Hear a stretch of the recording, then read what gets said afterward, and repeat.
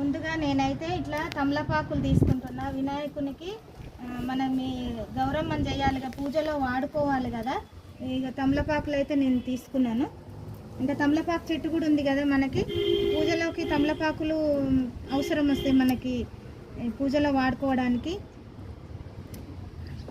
తాంబూలానికి మనకు గౌరమ్మని చేయనీకి తమలపాకులు కావాలి కదా. నేనైతే ఇట్లా తమలపాకులు తీసుకున్నా, ఒక 4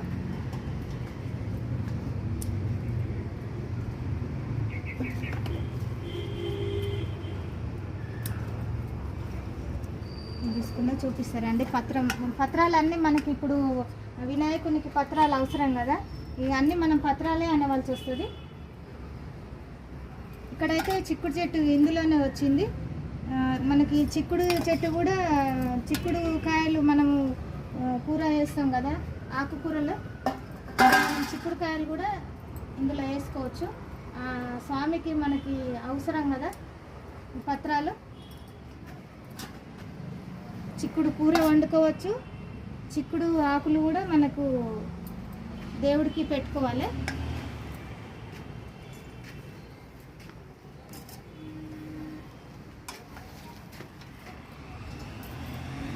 పూజలో ప్రతి ఒక్క ఆకు మనకి వినాయకునికి, ఆ గణనాథునికి చాలా అవసరము.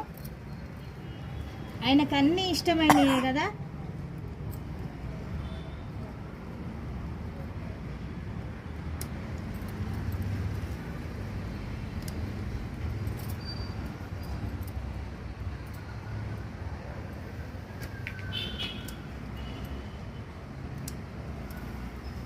ప్రతి ఒక్క ఆకు బిల్వం కిందనే మనము ఉపయోగించుకోవాలి బిల్వ పత్రాలు.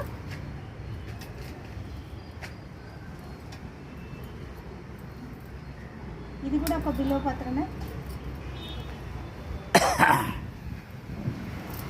ఇక్కడ పులిమల్ల చెట్టు అనేది చాలా అక్కడ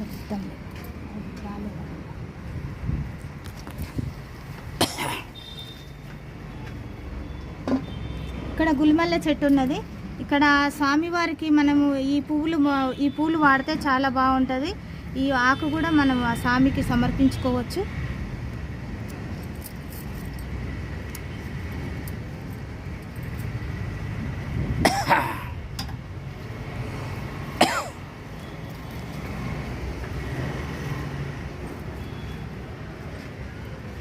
మనము ముఖ్యంగా పెట్టవలసిన ఏంటివంటే దాలిమ్మ చెట్టు.